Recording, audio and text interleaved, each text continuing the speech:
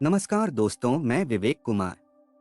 आप सभी लोगों का हार्दिक स्वागत है आपके और हमारे चैनल क्राइम की कहानी के नए एपिसोड में। सबसे पहले आपके प्यार के लिए शुक्रिया कि आप मेरे वीडियो को पसंद करते हैं। अगर आप चैनल पर नए हैं या अभी तक आपने इस चैनल को सब्सक्राइब नहीं किया है तो सब्सक्राइब कर लीजिए, बेल आइकन दबा दीजिए ताकि मेरे हर वीडियो का नोटिफिकेशन आपको मिलता रहे। तो चलिए आज की कहानी शुरू करते हैं। गुरुवार 10 फरवरी 2022 का दिन ढल चुका था। शाम के यही कोई 6 बजे का वक्त था। मध्य प्रदेश के जिला भिंड के सिटी कोतवाली स्थित थाने के ड्यूटी अफसर थाने पहुंचे ही थे कि एक युवक बदहवास हालत में थाना परिसर में दाखिल हुआ। उसके बाल बिखरे हुए थे, कपड़ों पर भी खून के ताजा दाग लगे हुए थे। पहरा ड्यूटी पर मुस्तैदी के साथ तैनात संतरी ने उसे रोकने की भरसक कोशिश की, लेकिन वह सीधे ड्यूटी अफसर के सामने जा खड़ा हुआ और फिर हाथ जोड़कर नमस्कार कर अपना परिचय देते हुए कहा, सर, मेरा नाम रितेश शाक्य है। मैं भिंड जिला अस्पताल में वार्ड बॉय के पद पर नौकरी करता हूं और गांधीनगर में अपनी पत्नी और 2 बच्चों के साथ रहता हूं। कुछ देर पहले मैंने स्टाफ नर्स के पद पर काम करने वाली अपनी प्रेमिका नेहा चंदेला की गोली मारकर हत्या कर दी है। उसकी लाश नवीन आईसीयू वार्ड के स्टोर रूम में पड़ी हुई है। सर, क्योंकि मैंने अपनी प्रेमिका की हत्या करके बड़ा अपराध किया है, इसलिए मुझे गिरफ्तार कर लीजिए। युवक की बातें सुनकर ड्यूटी पर तैनात सुरजीत तोमर सन्न रह गए। वह आंखें फाड़े उस युवक को देखने लगे कि कहीं यह नशेड़ी या सनकी तो नहीं है जो इस तरह की बात कर रहा है। हालांकि थाने में आकर कोई इस तरह का मजाक करने का साहस तो नहीं कर सकता, इसलिए जब उन्होंने उस युवक को गौर से देखा तो मासूम सा दिखने वाला वह युवक काफी संजीदा लगा। इसका मतलब साफ था कि वह जो कुछ कह रहा है सच है। तोमर ने इस बात की जानकारी कार्यवाहक थाना प्रभारी सुरजीत यादव को दी तो उन्होंने तुरंत उस युवक को हिरासत में लेने के निर्देश दिए। तोमर ने तुरंत युवक को हिरासत में ले लिया। थाना प्रभारी उस समय क्षेत्र में थे। सूचना पाकर वह तुरंत थाने पहुंच गए। सुरजीत यादव ने आरोपी रितेश से पूछताछ करने के बाद अस्पताल परिसर में स्थित पुलिस चौकी पर तैनात कांस्टेबल नागेंद्र राजावत से बात की तो उन्होंने भी घटना की पुष्टि कर दिया। साथ ही यह भी बताया कि घटना के विरोध में अस्पताल की नर्सें और अन्य कर्मचारी अस्पताल में धरने पर बैठ गए हैं। धरने को लेकर लोगों में काफी आक्रोश है। थाना प्रभारी ने यह जानकारी एसपी शैलेंद्र सिंह को दिया। इसके बाद एसपी के आदेश पर जिले के कई थानों की पुलिस जिला अस्पताल पहुंच गई। पुलिस ने सबसे पहले अस्पताल के स्टोर रूम में पहुंचकर स्टाफ नर्स नेहा की लाश अपने कब्जे में लिया। वह वहां खून से लथपथ पड़ी थी। उसकी कनपटी के बाईं ओर गोली मारी गई थी। वह सलवार सूट के ऊपर सफेद रंग का एप्रिन पहने हुए थी जो खून से भीगा हुआ था।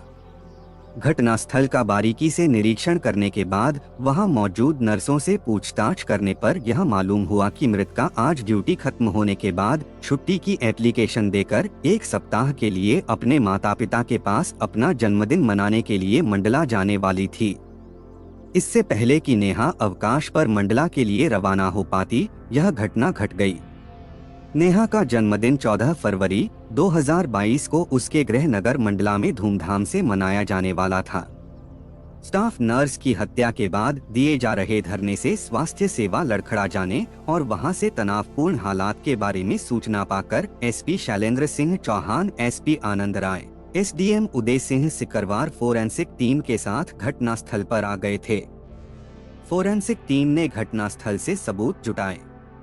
फोरेंसिक टीम का काम खत्म होते ही एसपी ने CMO doctor Ajit Mishra, civil surgeon doctor Anil Goyal सहित जिला स्वास्थ्य अधिकारी डॉक्टर देवेश शर्मा की मौजूदगी में घटनास्थल का बारीकी से निरीक्षण तो किया ही, साथ ही जिला अस्पताल में कार्यरत स्टाफ से पूछताछ कर नेहा के अतीत के बारे में जानकारी एकत्र किया। इससे पता चला कि जिला अस्पताल में वार्ड बॉय के पद पर कार्यरत रितेश नेहा से प्रेम करता था और उससे मिलने उसके धर्मपुरी स्थित कमरे पर भी आता जाता रहता था। लेकिन आज उन दोनों के बीच ऐसा क्या हुआ, किसी को पता नहीं था। इसके बाद पुलिस ने नेहा के शव को पोस्टमार्टम के लिए भेज दिया और उसके परिजनों को भी इस घटनाक्रम से अवगत कराते हुए शीघ्र भिंड आने के लिए कहा। वहीं इस हत्याकांड की विवेचना का दायित्व सीएसपी आनंद राय को सौंप दिया। इससे पहले जिला अस्पताल पुलिस चौकी में तैनात कांस्टेबल नागेंद्र राजावत की तहरीर पर धारा 302 तथा आर्म्स एक्ट 25, 27, 54, 59 के अंतर्गत मामला दर्ज कर लिया। जिला अस्पताल की नर्स नेहा चंदेला की हत्या के विरोध में नर्सों का दूसरे दिन भी धरना जारी रहा। इससे जिला अस्पताल के अंदर वार्डों में स्वास्थ्य सेवाएं बुरी तरह लड़खड़ा गई थी। तमाम लोग अपने मरीज की वक्त पर देखभाल न होने की वजह से मरीज को बिना छुट्टी के ही बेहतर उपचार के लिए वहां से ग्वालियर लेकर रवाना हो गए। हड़ताली नर्सों को समझाने के लिए SDM Uday Singh Sikarwar, CMO doctor Ajit Mishra, civil surgeon doctor Anil Goyal ने काफी जतन किया, लेकिन जब वे इसमें सफल नहीं हुए तो उन्हें थकहार कर नर्सेज एसोसिएशन की प्रांतीय अध्यक्ष रेखा पवार को ग्वालियर वाहन भेजकर बुलाना पड़ा, जिसके बाद उनकी समझाइश पर आक्रोशित नर्सें शाम 4 बजे काम पर लौटने के लिए राजी हुई। रोज की तरह 10 फरवरी 2022 को भी नेहा चंदेला अपनी ड्यूटी पर पहुंचकर अपने कामकाज में जुट गई थी। शाम के कोई 5 बजे के करीब उसके मोबाइल फोन की घंटी बजी तो उसे हैरानी हुई कि ड्यूटी समाप्त होने को है, इस वक्त कौन फोन कर रहा है।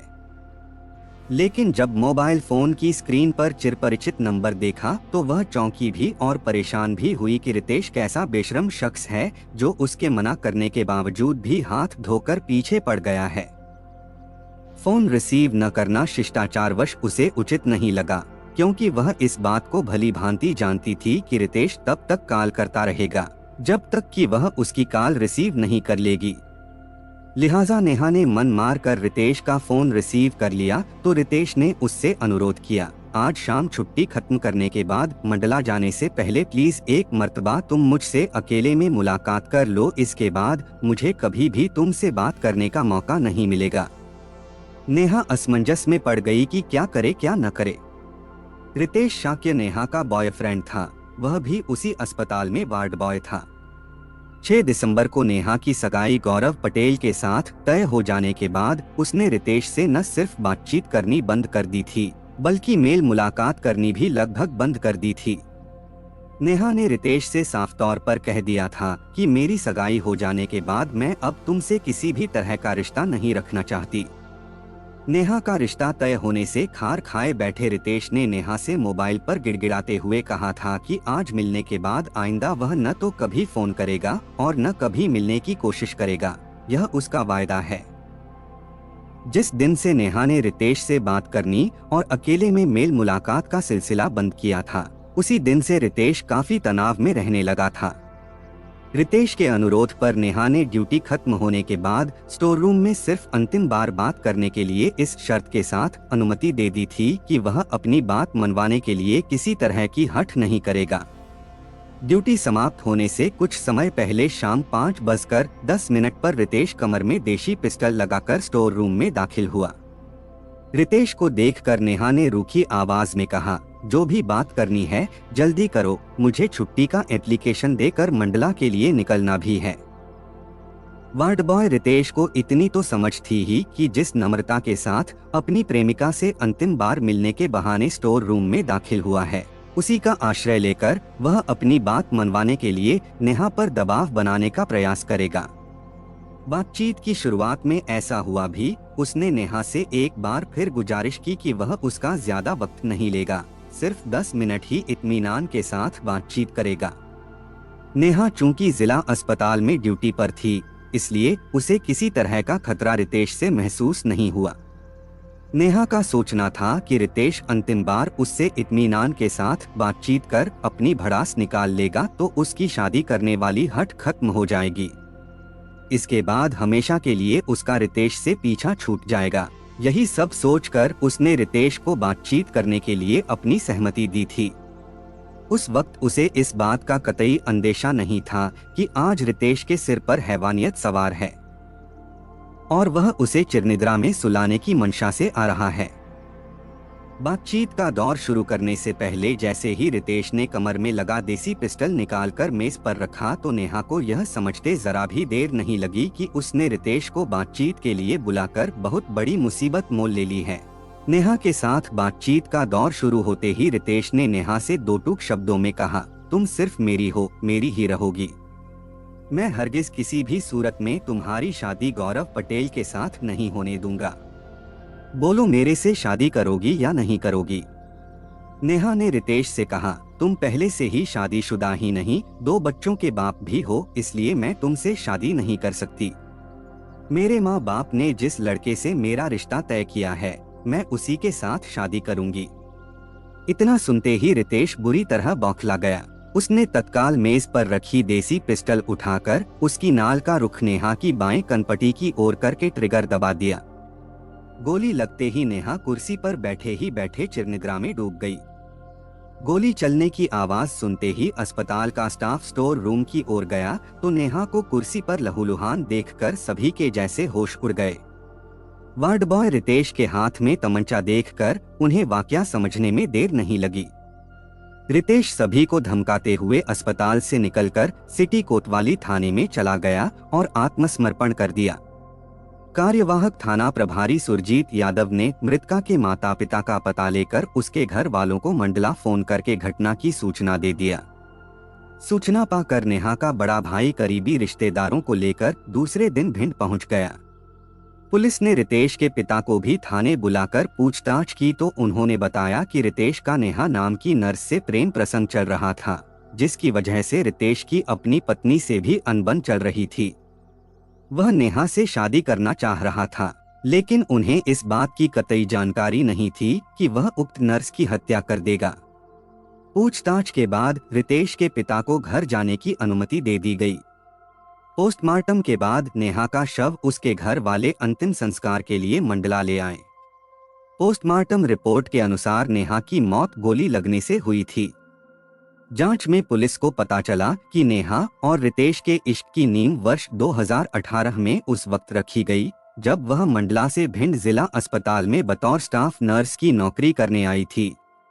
उन दोनों की पहली मुलाकात अस्पताल परिसर में बनी चाय की गुमटी पर हुई थी। उस समय नेहा चाय पीने वहां आई थी। संयोग से तभी रितेश भी वहां पर चाय पीने आया हुआ था। चूंकि रितेश भी जिला अस्पताल में वार्ड बॉय के पद पर कार्यरत था। दरअसल वह नेहा से काफी सीनियर था, इसलिए नौकरी के साथ शुरुआती दौर में नर्स के कार्य के गुर सिखाने में उसने नेहा की काफी मदद की थी। नेहा उसके इस उपकार से काफी प्रभावित हुई थी। दोनों की जान पहचान होने के बाद उनके बीच मोबाइल पर बातचीत होनी शुरू हो गई। हालांकि रितेश की नौकरी 2009 में संविदा वार्ड बॉय के तौर पर भिंड के जिला अस्पताल में लगी थी, लेकिन उसे इस बात की उम्मीद थी कि निकट भविष्य में वह स्थायी हो जाएगा। नेहा से मोबाइल पर होने वाली लंबी बातचीत से उसकी दोस्ती गहरी होती गई और मित्रता कब इश्क में बदल गई पता नहीं चला। कहते हैं कि इश्क अंधा होता है, वह जात पात के भेद को नहीं मानता। नेहा और रितेश अलग अलग जाति के थे, इसके बावजूद भी रितेश ने तय कर रखा था कि वे ताउम्र साथ रहेंगे और दुनिया की कोई भी ताकत उन्हें जुदा नहीं कर सकेगी। नेहा से रोज मुलाकात करके वह अपने भावी जीवन के सुनहरे सपने देखने लगा था।